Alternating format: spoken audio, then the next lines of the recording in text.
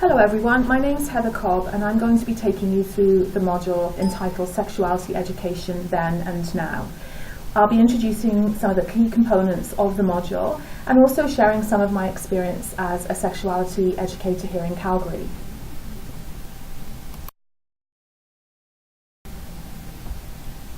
So what's ahead? We're going to look at some definitions of sexual health education, and you may describe yourself, if you work in the field of sexual health education, as teaching sex ed, as many people do. And an interesting anecdote story to start this module off with. When I first started working in Calgary, I had a colleague who was French-Canadian, and we would often be described when we went out to schools as the French sex ed lady and the English sex ed lady. And I really didn't want to correct people, but we really stress that we are trying to teach comprehensive sexual health education. Sex education sometimes implies that we're actually teaching more about how to do sex and have sex than a more holistic approach about how we really want to address the whole person and look at lots of different topics like relationships and not just the biology. We will do some work around the history of sexual health education in schools, and this will help us place our current practice in historical context. And we're going to also review some theory. You will have addressed some of the theory in Module 2 to see how that actually informs the philosophy and the practice of sexual health education. We'll then look at some of the models of sexual health education that persist particularly in North America. And if you are from another society, you have another culture to consider, I would really encourage you to reflect upon that and maybe post that to the discussion board to give everybody in the group an idea of how things are different for you. We'll then look at some current, what I call hot topics, some current issues around sexuality. It's always changing, we are living in interesting times, and then we get to ask what, so what, and now what? So I've probably told you this before, that I love cartoons, and this truly is one of my favourites.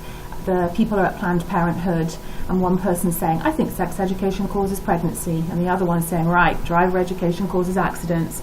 And as a parent of 2 teens, having helped to teach them to learn to drive, I can totally relate to this. We are really, really tasked with helping people and teaching people to navigate sexuality and relationships. So in some ways very similar to driving education. And we're going to talk about what happens when you have someone who disagrees with sexuality education and some of the responses that you can give to them. So what is sexual health education? When we look at our definitions, we need to consider that it's so much more than just focusing on pregnancy prevention and preventing sexually transmitted infections and blood-borne pathogens. It's so many other topics, issues, and skills. And so when we focus on sexual health education, we want to encourage the best sexual health, and we want it to be a positive approach, so that people develop positive sexuality and relationships.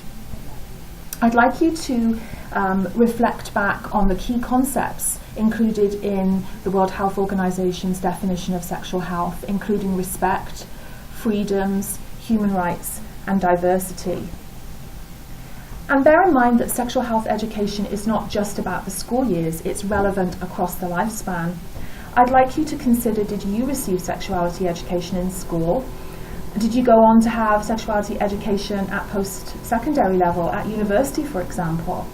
And I find it fascinating when I go into academic institutions here in Alberta that I'll often find at the university level, it's quite easy to tell quickly if a group has received sexuality education or if they have not. I want you to think about sexuality across the lifespan in terms of, for example, childbirth education for someone who is either considering being pregnant or pregnant.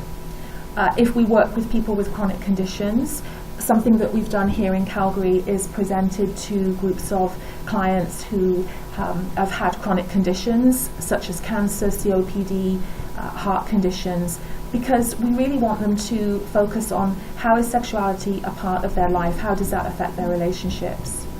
And what about when people move into the later stages of life? As we saw in the Ages and Stages module, there are pieces to learn as we age. It's a lifelong process, and it's not just for school. A definition that we can consider from the Public Health Agency of Canada is that sexuality education is the process of equipping individuals, couples, families and communities with the information, motivation and behavioural skills needed to enhance sexual health and avoid negative sexual health outcomes. When we look back at the definitions of health promotion that you have seen throughout the modules, you will hopefully connect to the fact that we want to empower, enable and equip people and really help them have the best sexuality that they can have. And again, in this quote, if we look at lifespan, we're not just thinking about individuals as students, we're thinking about people as they go through family life stages, as they're with different partners, and as they age. It's useful to consider the history of sexual health education. I find that it really helps us see how far we've come. And again, it helps us position what we're teaching now based on the past and based on perhaps other generations that we work with and how they view sexual health education and their own sexual health.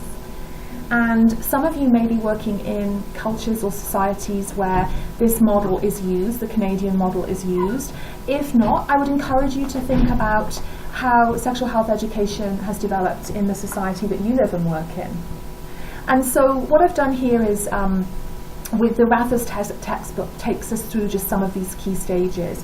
One of the first key stages was brought on after the First World War with concerns of venereal disease. We had soldiers coming back and suddenly venereal disease, or STIs as we call it today, was considered a problem. I remember as a child when I lived in England and I'd go to the big city, there was an old building in the centre of town, and I remember there being this big stone arch and the title was VD Clinic, and I actually remember asking a friend, what is VD? We used to use the term venereal disease.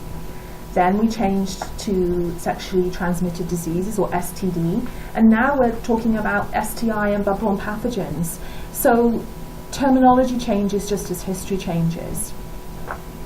Pre-1930, so including the First World War period, what we find is that sexuality education in schools was often referred to as purity education or nature study. So we can see values in that title, purity education, and in terms of nature study, I think we can see how it maybe was related to biology, for example. And you have to wonder if there was any time, at this time, was any conversation given to people, for example, having children out of wedlock who weren't married. It's always in the context of the time. People who were not married yet and having children would have felt very excluded because the era's ethics and values did not reflect this. And they certainly would have probably felt very alone. They may not have felt supported by their community, they may not have felt supported by their church, their workplace, and certainly not in schools. In the 1960s and 1970s, there was very little education, sexuality education, and if we consider that this was a time of free love, and as a result of that, then we moved to the 1980s and the 1990s, and a reactionary response to what was known then as the AIDS epidemic.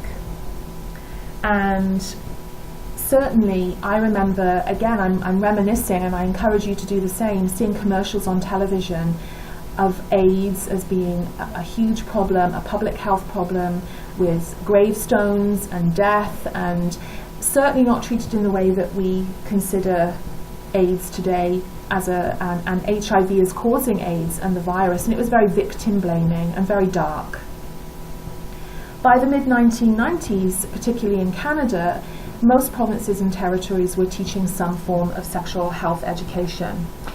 And when we think today, we must question the variety, because not every province and territory in Canada teaches sexual health education, or particularly comprehensive sexual education. There is no federal mandate to teach at a provincial level, and here in Alberta, particularly school districts can decide what is taught, and that usually revolves around a particular faith-based approach or a doctrine. So not all children in youth in Canada receive sexuality education. When we compare though to the US and to the UK, we can definitely see a difference. We are going to talk later about models in the US around abstinence. I will tell you that in the UK, where I'm from, the efforts to introduce sexuality education into social and relationship education is really ramping up right now. There have been pieces going through Parliament to have this integrated into that curriculum, and there is a lot of debate right now about what should be included. I think take from this that we are lucky in Canada to have some great sexuality education. There are gaps, but we are in a good position, and Canada is seen as a leader in this field. So some of you who are studying this course and this module may be familiar with the Canadian Guidelines for Sexual Health Education as produced by the Public Health Agency of Canada. And this was actually written back in 2008 initially and has had some changes since then. It is a guide for professionals, and to be honest, it's the first document that we give to new sexual health educators who come through our program. The guide uses theory to inform practice and suggests that sexual health education programs be developed in 3 stages. And so the first stage is assessment and planning. Decided what's needed and who's teaching that. Have the teachers been trained? Will you bring in any guest speakers? So this is generally used at school levels, but it can be used across the lifespan for anyone who is developing a sexual health program. But if we take schools, as I said, we'd look at who are the teachers, who's teaching, what's their training. And we would consider then, will we inform the community, the parents? How can we fit sexual health education into other areas of the curriculum? The last thing we want is to have sexual health education stand alone. We really need to wrap it into other areas, and there's some really great examples that I've come across over the years where teachers, for example, have used it to discuss peer relationships, peer pressure, drugs and alcohol. If we take consent, for example, we are looking at those topics, particularly can people, and we know that the answer is they can't, but can people give consent when they've been using drugs and alcohol? You may hear stories of teachers who say that they don't want to teach this, but then there are other teachers who are very happy and excited to teach this topic. And so the intervention, we really need to have people on board who want to teach this topic, who are prepared to bring in current stories from the media and help children and youth relate this to daily life. And then finally, the evaluation phase. And we can do a variety of things. We can do pre and post tests with our students. Pre-test to find out what do they know. We can ask them what they feel they need to know. And then afterwards we can test their knowledge, we can test their application, find out what they've learned, and look at where the gaps are and maybe improve sexuality education as they move forward. So I'd like to take this opportunity to look back at the IMB model. This is a model that you were first introduced to in Module 2. And so empirical evidence suggests the value of the IMB model in the development of sexuality programs, and it actually forms the basis of the guidelines which we looked at last time. I find when I'm teaching new teachers or service providers, it's helpful for them to understand that sexual health education doesn't just come from nowhere, it's not in a vacuum, it has some foundation. It strongly supports the inclusion of information, motivation and behavioural skills to bring about behavioural change. And so rather than just providing, these are ways not to get pregnant, it provides, well, okay, what's the motivation? Why is getting pregnant not right for you right now? And how do you actually turn that into behaviour? How do you negotiate safer sex practices? How do you talk about pregnancy? How do you talk about contraception with a partner? And the 3 elements of the model can provide theoretical experiences that can be translated into behaviour. Many students can learn knowledge, but they don't have the motivation to use the skills in their behaviour.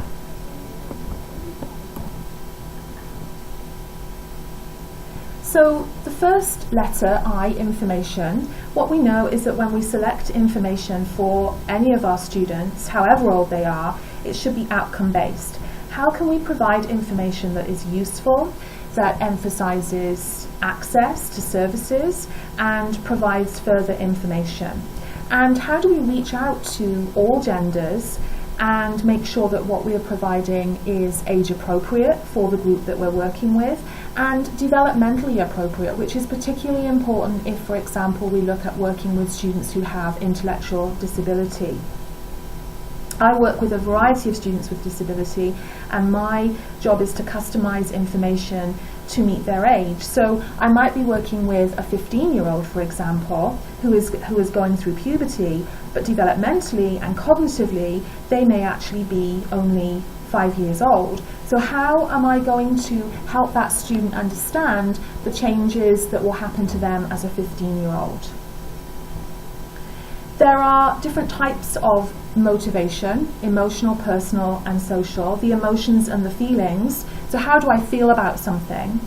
Personal, what's right for me? What do I do? And teens particularly find that very difficult to work out, what does this actually mean for me outside of my peer group and my family?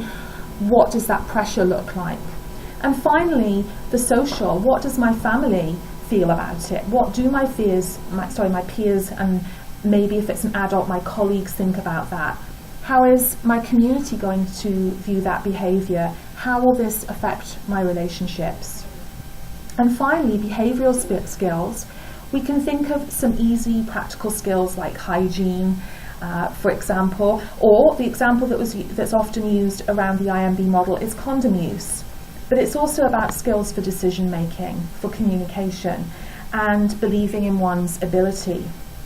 It's very important in sexual health education to give participants time to practice, either through role play or responding to scenarios through games.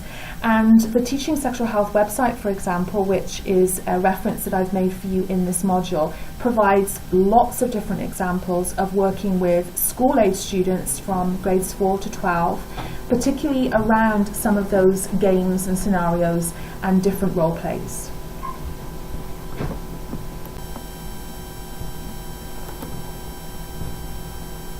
So some of you may have heard this terminology, comprehensive school health. If you are a teacher in a school, or maybe you work in a community agency and you work closely with a school community, that's what I'd like us to highlight now, is how can we involve the school teams? How can we involve the school nursing teams and other parts of the community in our practice? And you will see that this is something that we use here in Alberta Health Services. This is dated back in 2014. You can see aspects of the Canadian guidelines woven into this model as we prepare our students, prepare our classroom, and prepare ourselves to teach. How we create a shared vision. It's so important, because sexual health education is controversial, that we are on the same page and that we know how to deal with questions from the community and how we would deal with controversy. We want to create a shared vision that reflects the value of sexual health education for our students. And sometimes there is a specific problem or an issue. Many of us here within our program may be called into a school. The school nurse or a teacher will call us to tell us that there has been an issue either in the classroom or in the playground or out on the field, that we need to come into the school and help the teachers and help the students reflect back and find out what is causing that behaviour. Is this a values clash, or is this a lack of understanding about information? And then we develop our action plan, and this is our intervention, and that includes our assessment and our evaluation. Comprehensive school health is an evidence-based approach for building healthy school communities, and it addresses the 4 pillars of comprehensive sexual health through coordination and planning to improve education and health outcomes. The general notion is that healthy children learn better, and we can see that we have community development processes involved. The 4 pillars in the middle emphasize and underscore the importance of involving the community, building relationships between home, school, and community partners.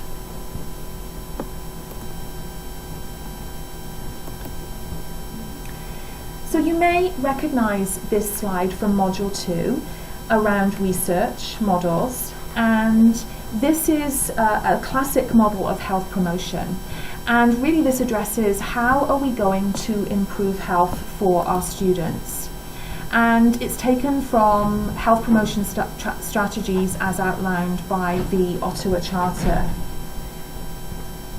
This is about how we can build healthy public policy, create supportive environments, strengthen community action, and help everyone get on board. And as I said before, it's about having buy-in.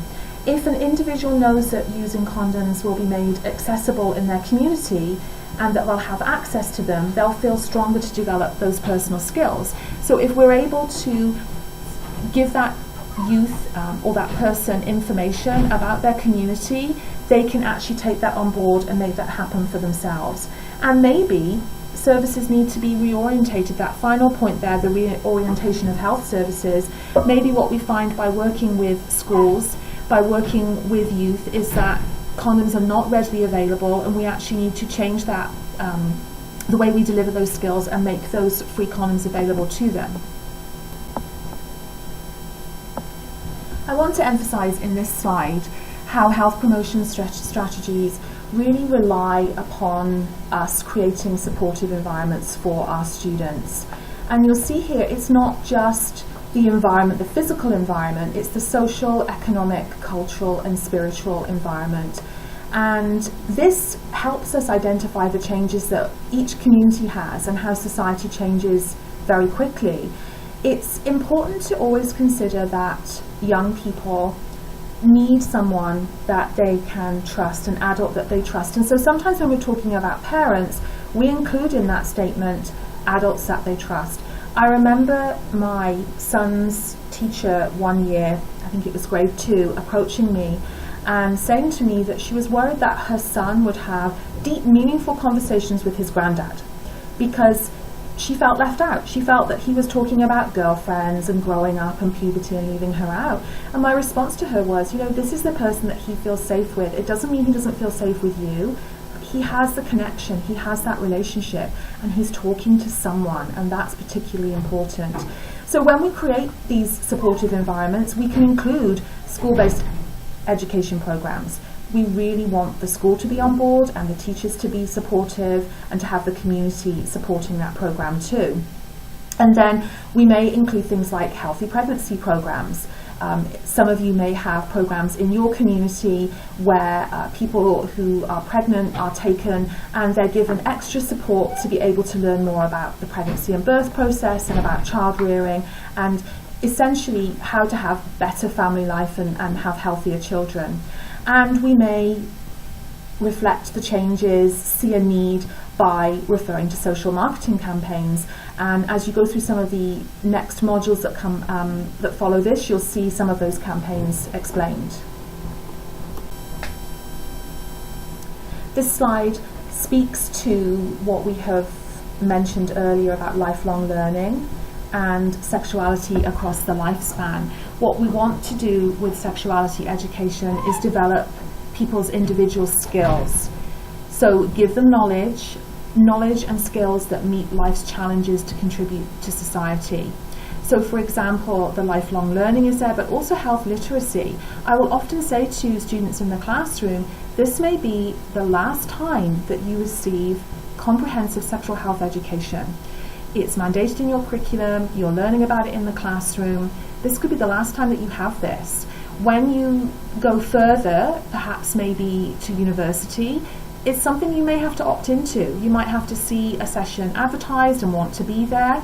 A group that is particularly challenging is younger people post-high school who do not continue in education but perhaps go into an apprenticeship, they go into the trades, they go and work in retail. Those groups of youth often do not have access to comprehensive sexual health education. Therefore, health literacy is important. We are trying to help them and to teach them about using the internet effectively, picking up pamphlets. We talk to them about accessing their doctors and other healthcare professionals and how to develop those skills in those conversations. And so there are many ways that we can provide health education opportunities. Some of myself and my colleagues here have, for example, attended health and safety days that large companies in Calgary have actually put on. And in fact, recently, one of the large companies in Calgary, through their health and safety department, asked their staff, what would you like to learn about?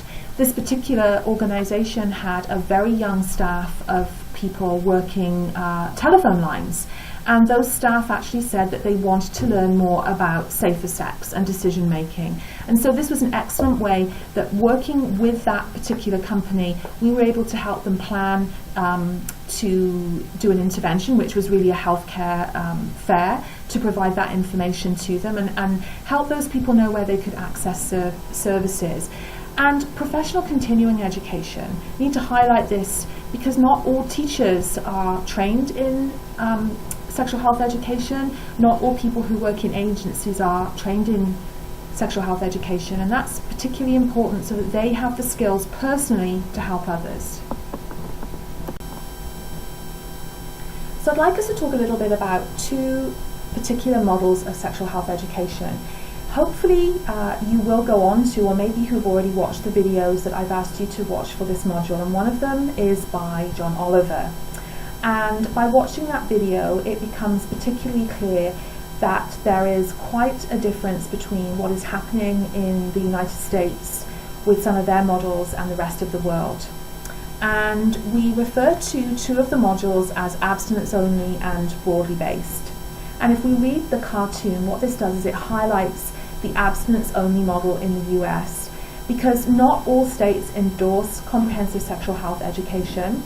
They actually have it written into education policy that abstinence only is taught within their schools. We often describe abstinence only as fear-based, not factual in nature, related to celibacy, purity, chastity, and with a religious agenda. And in this cartoon, what we have here is they're saying that there's a rise in teen pregnancy related to abstinence only education.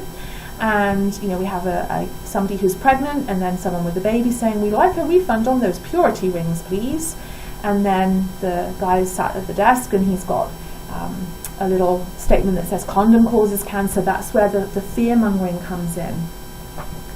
Be aware that abstinence only has been categorically shown by research to not be effective. And so in comparison, when we refer to broadly based education, we are considering the comprehensive sexual health education approach to provide students with factual information where they gain motivation that they can translate into behaviours. It's accepting that some choose abstinence but may not be able to follow that through, so the choice is taken away from them. So an example might be that we would teach birth control methods, accepting that abstinence is important, but some people will need to know where to access services and how to use those methods. Broadly based approaches give students options and choices. And I will say that as sexual health educators, we still consider abstinence to be very important and to be a good health choice for many people, preferred for children and teens. There are advantages when we delay sexual debut. So if teens delay sex until they are older, it reduces the emotional harm to them. It has health advantages. So teaching skills for abstinence is still very, very important, but understanding that abstinence is not necessarily something that everyone can choose, and that it doesn't always work for that individual. So some of you may have heard the expression, it takes a village, and it seems like a cliche, but truly working in the community, working with families and healthcare professionals, I truly believe that it does take a village to raise a sexually healthy person. And when we look at the Canadian guidelines, this quotation really springs to mind, that sexual health education is a broadly based, community-supported process that requires the full participation of educational, medical, public health, social welfare and legal institutions in our society. It involves an individual's personal, family, religious, social and cultural values in understanding and making decisions about sexual behaviour and implementing those decisions.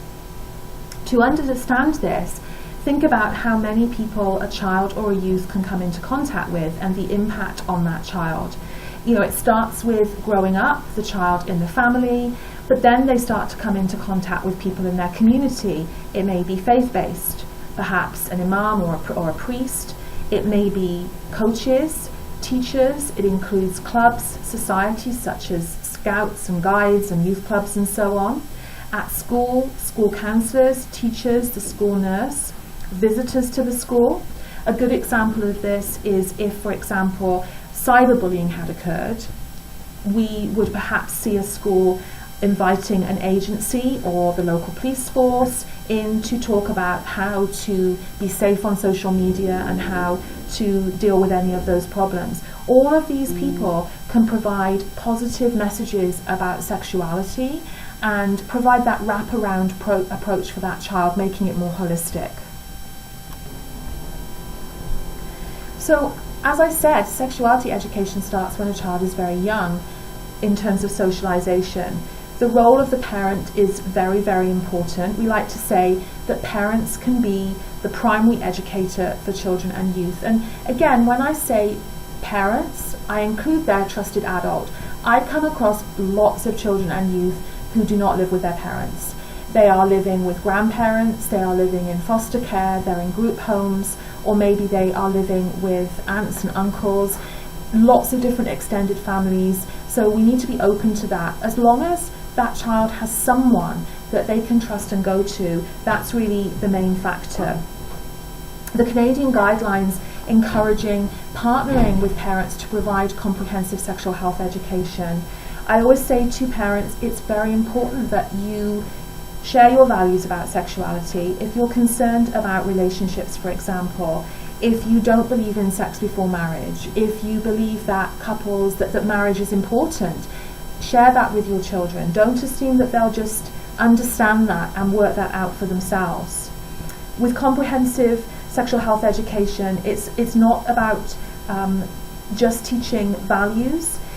It can be controversial, but we do want families to tell children and teens and youth how they feel. And studies show that children and teens want to talk with their family. They actually do see their family as a key role model. For a bit of fun, in the video section of this module, I posted a little bit of my British humour. Hugh Laurie and Stephen Fry acting out a skit with a young student about teaching sexual health education. And obviously it's a little bit extreme, but we do need to ask the question, what do parents really think of sexual health education today? And understanding the difference between sex ed versus sexuality education can really help parents understand the difference. And many people delay talking about sexuality with their children as they believe they're too young and they're not ready. Certainly, I've met many parents who said to me, you know, my child in grade 4 or grade 5, they're still playing with cars and dolls and they're very childlike and they don't need this information. Mentally, they may still be acting like 9 and 10-year-olds, but their bodies are going to go through puberty. They are going to start having these changes very soon, so it's super, super important that we give them this information.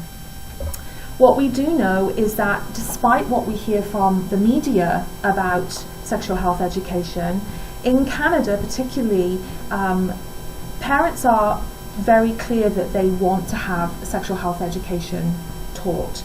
In Canada, we've seen some recent changes to the Ontario curriculum, and this has actually brought the storyline back into the media.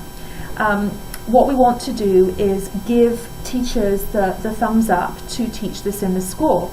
They wanted their children, we know that they want their children to learn about different topics, about sexual orientation, about identity, relationships and abuse.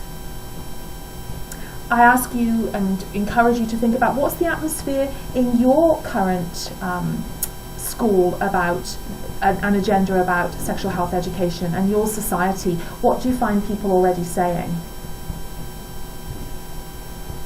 What happens when parents or communities respond negatively? We're going to talk about that in a little bit. One of the negative pieces is the more children learn about sex, the more that they are likely to try it.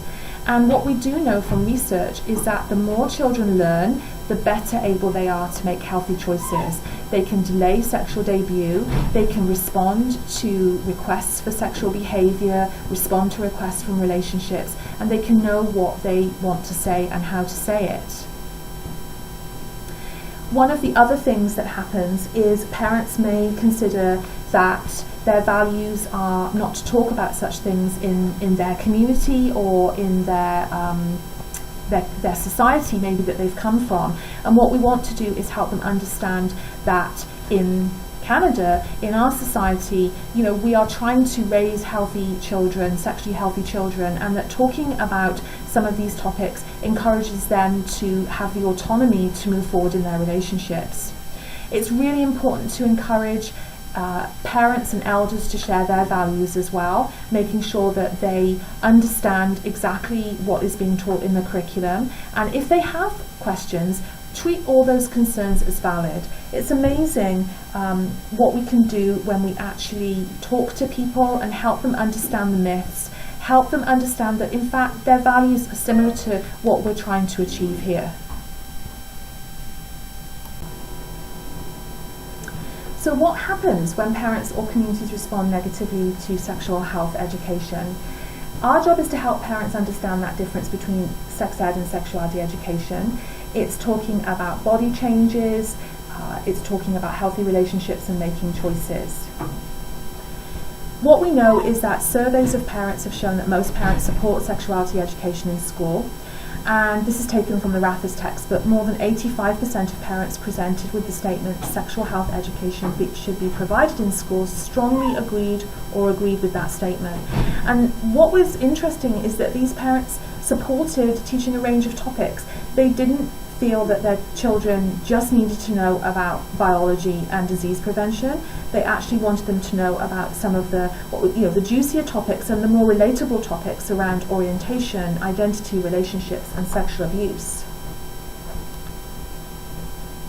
So this is a bit of a self-reflection question, asking you to consider sexual health education in your community and where you live. And so for some of you, this may be something that you teach on a regular basis as a teacher or in an agency or at higher ed level. What we would want you to do is think about where you live and what education is being provided for the children and youth in your community. What grade does the sexuality curriculum begin, and do you consider that to be appropriate? We see across Canada a variety actually going all the way from kindergarten.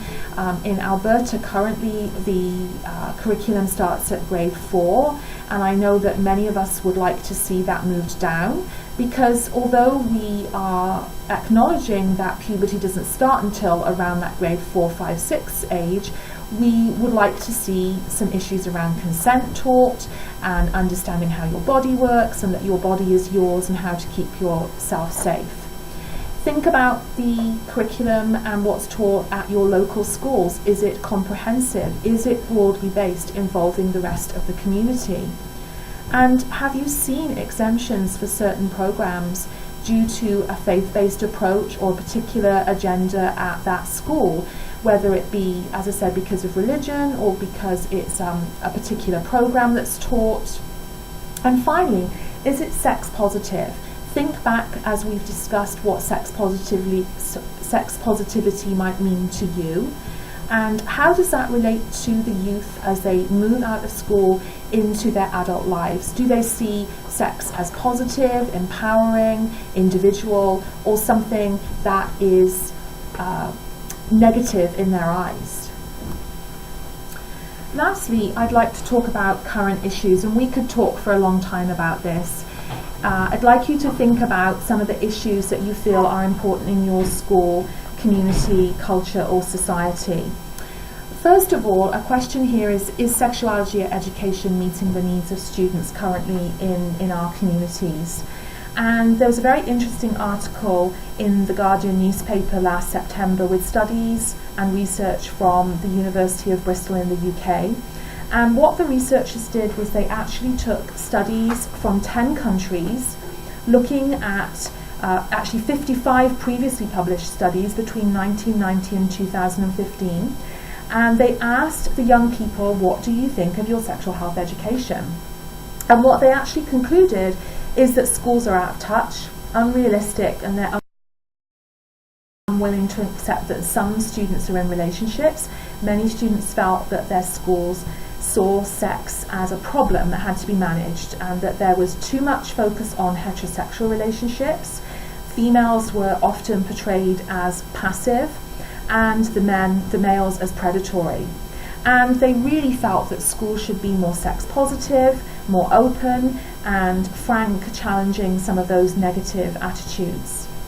Interestingly, one of the big points was that they didn't like their teachers teaching it. They felt embarrassed that their math teacher or their chemistry or phys ed teacher was teaching them. They actually preferred to have experts in, and that's a challenge because here in Calgary we always talk about that there are just never enough sexuality educators to go around, and so it really is about building that capacity in the teachers so that they feel comfortable to be a sexuality educator and that they have the capacity. Teachers tell us that they need subject-specific training. And it's an issue, as I said, there's just not enough speakers to go around. I remember 16 years ago when I started in this job that the Calgary Board of Education was providing full-day training for teachers, and they were providing substitute teaching, and that has completely disappeared now. We rarely have face-to-face sessions. Many sessions are done online, which does work, but what teachers tell us is it's helpful for them to be in groups of other teachers and actually using the words of sexuality and playing games and answering questions, and really it takes some of their discomfort out of the whole topic, and they are able to feel more comfortable and more able to teach that topic. Certainly we have some issues right now around the gender-based approach. Generally, we teach students all together, and we want to be able to appeal to anyone who is in that classroom and hope that the information we are giving is appropriate for them and that they can relate to it. There's a lot of controversy about, do you use, for example, males and females, boys and girls, men and women? Do you talk about people in a more biological sense, so for example saying someone who has a penis and testicles, someone who has a vagina, because that issue using those terms might speak more to a child. I think we have to be careful because we want to make sure that people are able to relate to our information. We want to be able to make sure that if someone is listening, that they understand that the information is talking to them. The puberty changes, for example. Although we might say someone with a vagina, really menstruation for many people is what happens to them as a girl or a woman, and we want to be able to help them relate to that and talk that through. And there are sessions that take place in schools and agencies that are just for, inverted commas, girls or boys. And really what we say is it's for those who identify as girls and boys. And what those sessions do is they look at roles and gender scripts, and they try and challenge current expectations. So it's helping people place themselves to get the information that they need. When we put everyone together, we can step a little bit out of that gender binary. We can use different pronouns, different titles. So for example, rather than saying the boyfriend says to his girlfriend, we might say boyfriends and boyfriends, girlfriends and girlfriends, boyfriends and girlfriends, to try and make it a little bit more open. Consent is another big topic. There are many changing perspectives. Consent is so much more than consenting to sex. It starts very young, and there are now videos and YouTubes and all sorts of things about how do we actually talk to young children about being able to make choices about their body, who gets to hug them, who gets to give them a kiss on the cheek or to touch them. There was a very interesting piece on the news last year when William and Kate, the royals, came to Victoria, and they got off the plane, and Prince George, their little 3-year-old, was with them, and our very own Prime Minister, Justin Trudeau, went to give George a high five, and George didn't want to. He knew his boundaries and he stuck by them. And there was actually quite a lot of buzz, media buzz, around George showing that he understands consent. Some parents really struggle with this actually. They want their children to kiss great auntie and grandma and granddad, and children are being taught now you actually have a choice because your body belongs to you and you can make those decisions, and that can translate as children and youth grow older into their own relationships. Pleasure-based versus clinical education. Sometimes current sexual health education in Canada is accused of being way too clinical and concentrating on negative health outcomes. How do we help children and youth understand that their bodies are about pleasure, that sex can be pleasurable?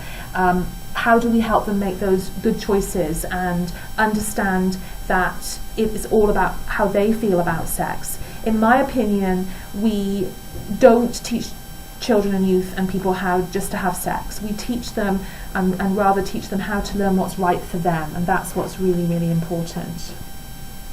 And finally, factual and accurate health information about, for example, abortion. This only recently came up because we have just in Canada had the abortion pill actually approved by Health Canada. And this is a pill that can be taken by someone who is pregnant early in their pregnancy. They go away and the pregnancy actually ends at home on their own terms. They decide when they take that within a certain time frame. And what we found from just reading anecdotally in the newspapers is that lots of people do not understand what the abortion pill is.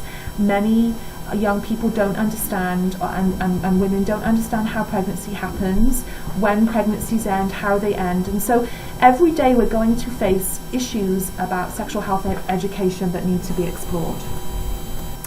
And this slide talks a little bit about specific populations, and throughout this course hopefully we will have touched on specific populations, and you have all commented in your posts about how you work with certain groups. And this is just a taste really of some of the groups that you may work with and that we work with in our world. Sexual minority youth is something that comes up quite frequently, and you will have discussed this when you looked at LGBTQ issues back in the earlier modules. And sexual minority youth have told us that they often feel very excluded from sexual health education. That comes back to us thinking about our mix in our group, how we position our messaging, how we script our sexual health education sessions. So a really clear example of this, for example, is when we're talking about condom use. Instead of saying, condoms are put onto the guy's or the male's penis, we can just say condoms are put onto the penis. So if someone has a penis but is identifying as a female but still is using condoms, that is something that they can relate to. The scripts we use, the pronouns, that's a way that we can make sure that we are helping genderqueer, gender non-conforming students listen into our messages. I work a lot myself with youth with disabilities, with adults with disabilities, because this particular group needs lots of extra care and attention. They have perhaps never had comprehensive sexual health education as they've been growing up. They've missed out on it. Oftentimes what happens is that teachers seem to feel that there are many other topics that need to be talked about, and sexuality really slides down the scale. They don't see it something that they need to concentrate on. Interestingly, youth with disabilities are some of the most engaged youth in terms of social media. They relate to the world through their iPads and through their smartphones, because that's one way that they can actually communicate without worrying about their communication deficits. And so these youth really need to be taught, and they need to learn about how to interact with, for example, pornography and social media sites. They need help decoding this. So there is very much a move towards working with youth with disabilities, and I have highlighted a website called tasc.ca, talking about sexuality in Canadian communities, and that's in the extra references that you can find on this module. I'd really encourage you to check that one out. Adults with disabilities, again, they may find that they have not received any sexual health education, but also they may find that healthcare professionals exclude them by not asking them questions about their relationships and sexual practices, because they assume that they don't have sex. They assume that they are not sexual beings. So we need to help fill in those gaps.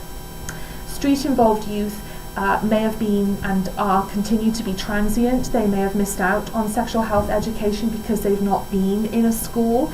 They haven't felt connected to the school community, and abstinence may not be a choice for them. They may be actually needing to use sex as a way to secure a bed for the night, or secure substances, or even food. So street-involved youth need a very particular approach that really speaks to their determinants of health and what's happening for them. Incarcerated people, we know unfortunately that incarcerated people have higher risks around sexually transmitted infections and bloodborne pathogens. What we also know, and what we found in our programme, we actually work in the correction services at Remand Federal and with young offenders. We found that this could be a great opportunity to reach this population. They are often keen to learn. They want to use their educational programming time to learn new skills, to work on their relationships. We find that this is a time that we can offer STI services to those populations, so that they can be tested and treated on site wherever they are actually being, where they are in jail. We also find that this is a time when we need to really tap into that trauma-informed approach, because many may have been involved in problems with assaults, abuse. There may have been consent issues and substance abuse issues. With adults, we all need sexuality education at different times. New relationships come along. There are some great stores out there and great services that offer workshops, for example, on consent with BDSM, orgasm relationships, sex toys, you name it. It's important, though, that we help our clients look for good services. Within health services, we're very we don't like to promote different services and particular stores, but it is important to know who in the community can you turn people to, who can you refer people to, that you know that there are trained professionals who really do take a sex positive approach and understand trauma. They understand people with disabilities and chronic conditions and age and so on. Indigenous communities definitely require that trauma-informed care approach. They may live very far from the big cities, they're away from clinics, they have problems with access because they live in rural or remote communities. And there is much more work being done now around sexual health and Indigenous communities and meeting their very specific needs. New Canadians, we've already mentioned new Canadians, and what we find is sometimes that parents will come to us and feel that the messaging we're giving around sexual health education is not what they're used to. And one thing we can do with new Canadians is help them understand that when we have laws around consent, age of consent, marriage and abuse, we are helping children and youth to stay safe. And we can help through those laws. We can provide support and guidance to those families and help them understand what they face now that they're in Canada. And finally, seniors and older adults. We need to work to challenge some of the myths around sex in later life, that it's all about dysfunction, that things don't work. It's a topic that we can discuss with people so that they can have pleasure, they can have fun, good sexual health.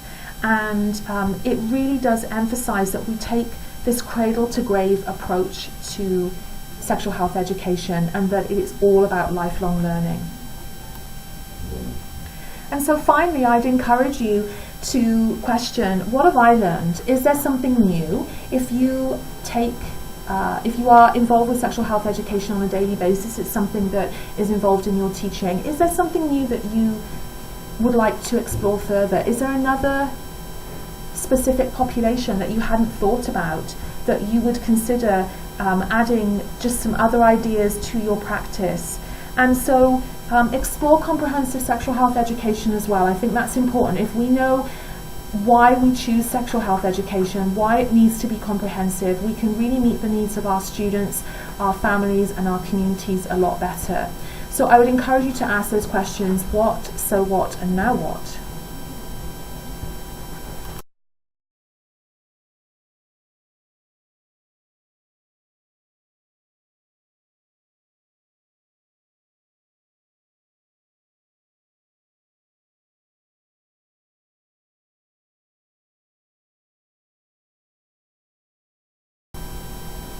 Thank you for listening to this presentation. Please do look back at the videos. A couple of funnies there for you to consider, but some really key messages that will help you understand and place sexual health education in its current historical time.